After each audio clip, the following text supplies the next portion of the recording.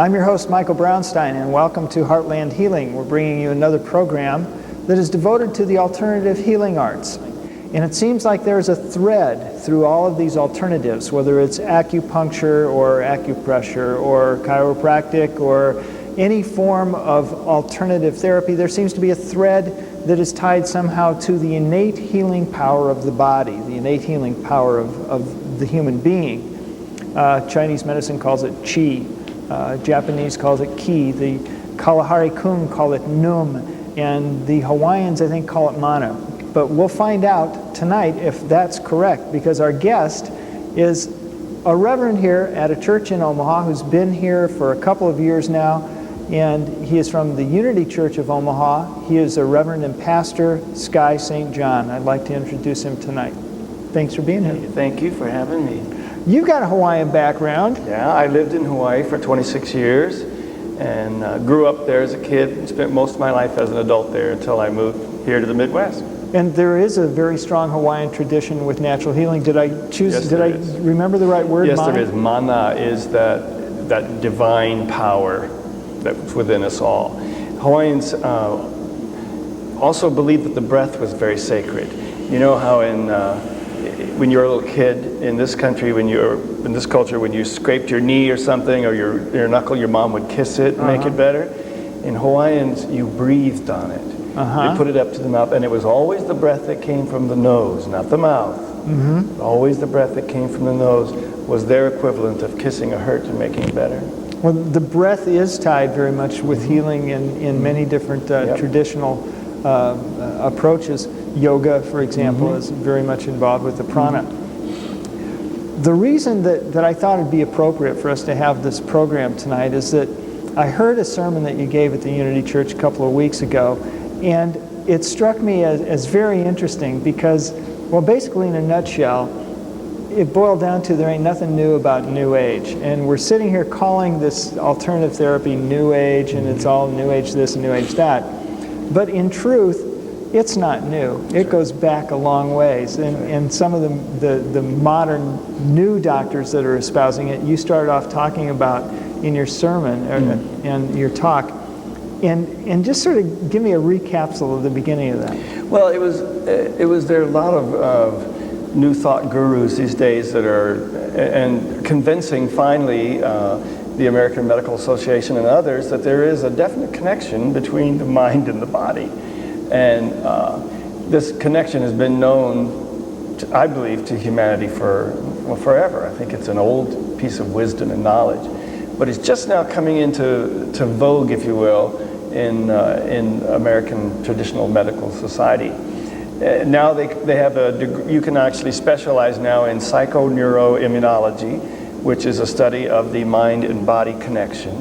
And there are, Deepak Chopra and Bernie Siegel, and the list goes on and on, Terry Cole Whitaker, who go on and on of people who are espousing this wonderful new thing that if you use your mind properly, you can heal your life. But it's really not new. It's old.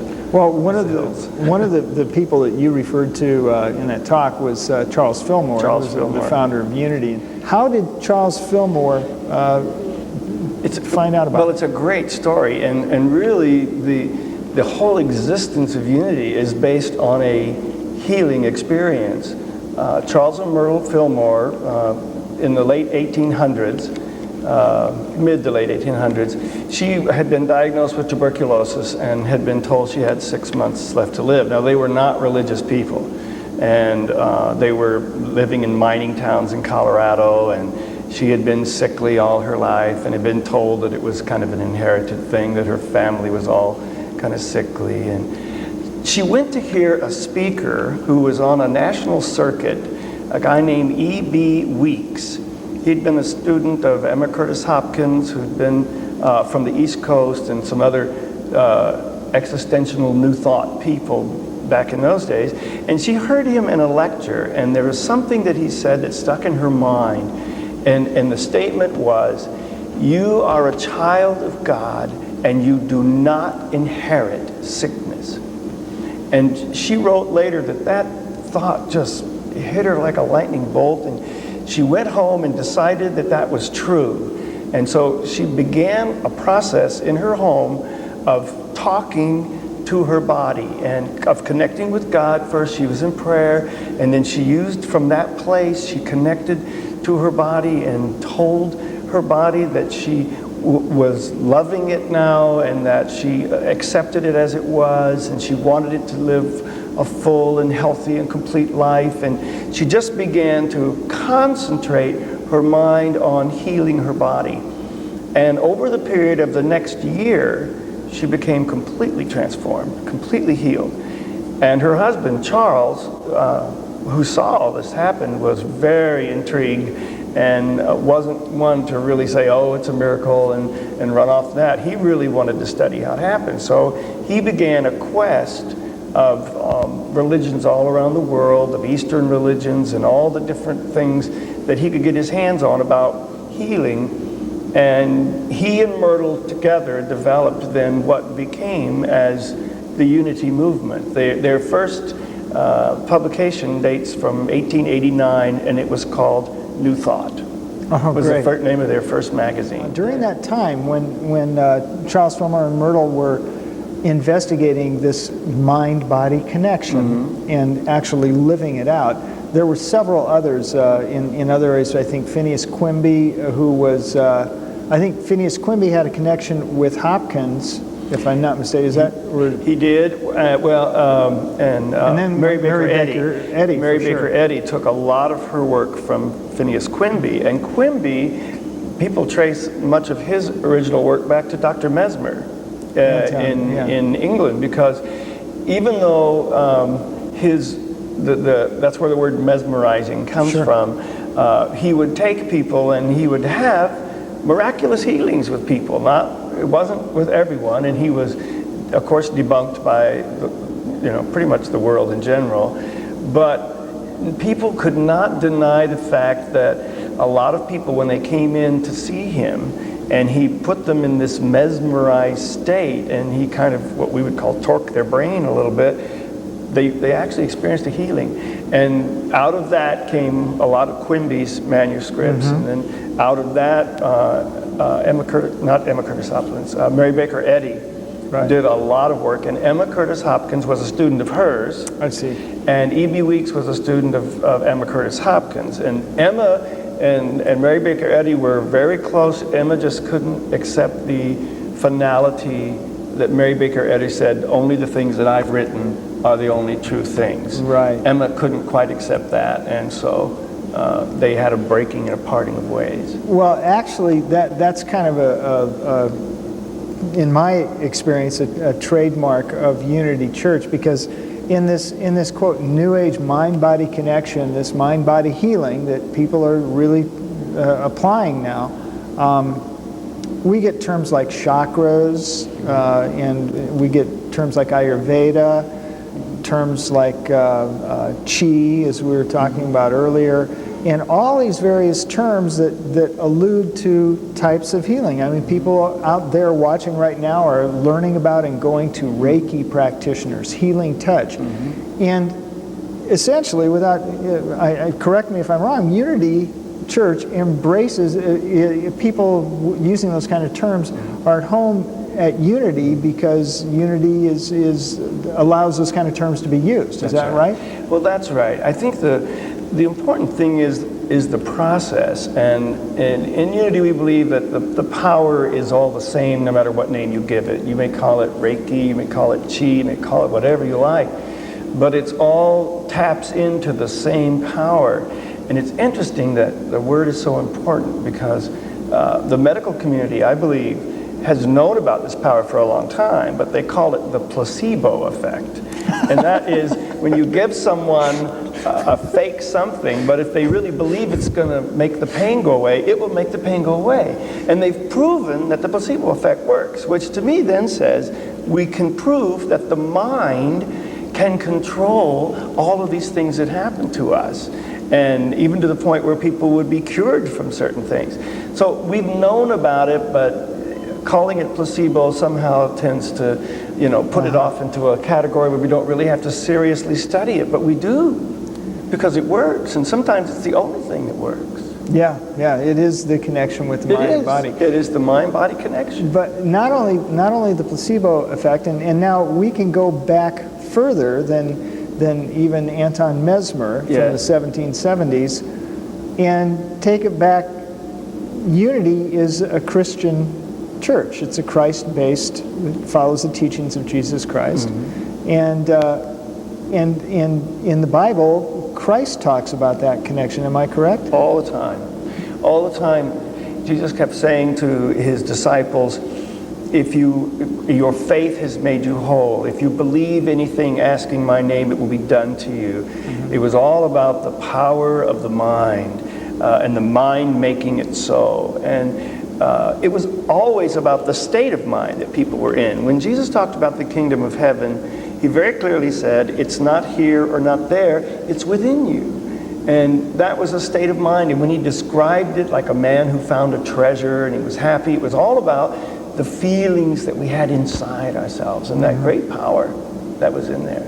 So that thread comes up through history as well, and it's more about, it's as a man thinketh, so he becomes. So is he. That's from Proverbs. That's ancient Jewish stuff. And then it really even goes, you can go all the way back and find a lot of new thought foundations in Plato.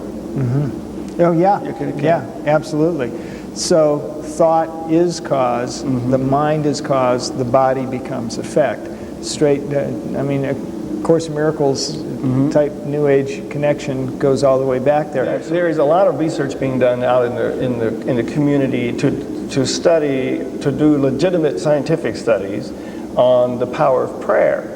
And they're finding out that it makes a difference. It makes a difference in the severity of an illness. It makes a difference in surgery as to whether people recover faster and the complications. And so Unities has the oldest continuous prayer service, 24-hour-a-day prayer line in the country. They have the first one. It's an 800 number. And they have hundreds of employees that work day and night and answer the phone, and they do prayer. And so now they're doing, since so much prayer has been done there and so many requests come through there, there's now a study going on of the people who call, who would be willing to participate after the call is done, to participate and to see whether this prayer was answered in a positive way for them. And I think, is it the John Templeton Foundation? John Templeton Foundation is doing it. In connection with Harvard Medical School, I think That's Dr. right. Howard Benson, if I'm not mistaken. I could be wrong, but... And maybe Eileen Guiley, I think, too. Okay. Maybe, yeah. So actually researching that there is... Now this gets into a little gray area here, Sky. Let's move into this a little bit. Because it's more than just the mind that we're connecting with. When we're talking about mind-body healing, we're talking about mind-body connection. Of course, I happen to believe that there is no mind-body connection because the body doesn't exist. But we're talking about mind-body connection and healing. And now we're talking about prayer. In other words, tell me your viewpoint on we got the mind and we got the body.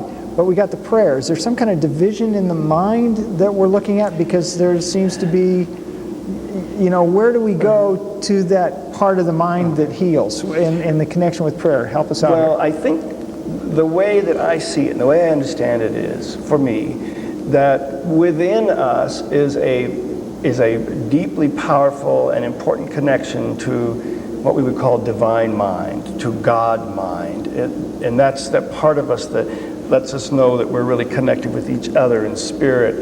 And that part of us is the part of us, if we can access it, that is filled with power. It's filled with the ability to love absolutely and unconditionally. It is filled with all of the attributes that we might assign to God. The trick is we are not always in touch with that. And the more that we can be in touch with that, in Unity we call it the Christ mind. The more that you can be in touch with that Christ mind, then the more everything in your life is in harmony, including your body. That is the source of all the divine wisdom and harmony and power and love. And we often believe ourselves separated from it. Well, we're really not, and we're really not ever separated from it, but we believe we are. And when we can believe that we are connected, then we tap into its natural resources, which is healing, health, wholeness. And that, we believe, happens through prayer and meditation. Okay. That's what prayer and meditation do. It opens the door between what we think is our sense consciousness and the Christ mind, so that then we can allow this power to fill us and work through us. So in another way of putting it, we have a belief system that blocks us off from it's almost like the belief in this world of form blocks us off from our belief in that higher in the spirit mind, forms. the spirit form. Spirit forms. And we think that we have allowed ourselves, especially in this culture, when people don't do, you know how people poo-poo mediums and seances, oh, you can't talk to the dead, but you can pray, and you can talk to Jesus, who was crucified and is dead, but that's different. So we've allowed ourselves a social and cultural construct that says we may connect with the spiritual world if we call it prayer and meditation. If we were to call it dance, as the Native Americans might call it, well, I don't know that you can really connect with the spirit world through dance, and I don't know that you can really connect with the spirit world through those other things, but you can through prayer and meditation. Right. So we've legitimatized those, and so our group consciousness says, well, that's okay. We can really talk to spirit as long as we're praying or maybe meditating, depending on what church you go to. Well, I would take it all the way to you can connect with spirit anytime through anything. Through any is here. Yeah, exactly. Absolutely. I believe that too. Well, our guest tonight is Reverend Sky St. John, pastor of Unity Church of Omaha. We are talking about the ultimate in New Age alternative healing, and that's mind-body connection. The mind can heal the body. It's not a myth, it's a fact. It's not my fact, it's science's fact. I want to thank our guest, Sky St. John, and of course thank the production crew. I'm your host, Michael Brownstein, and we're very happy that you joined us here for Heartland Healing. And be sure and tune in again. Check us out at the website, heartlandhealing.com. And any questions about how Unity Church can help you look at the mind-body connection, it's a very real thing at Unity Church, everything from firewalks to Reiki. You can check in with Unity Church at unityomaha.org. Or is that unityomaha.org, is right? Okay. Or visit the church out at 90th and Maple, or call 571-1344. Until another now, be well.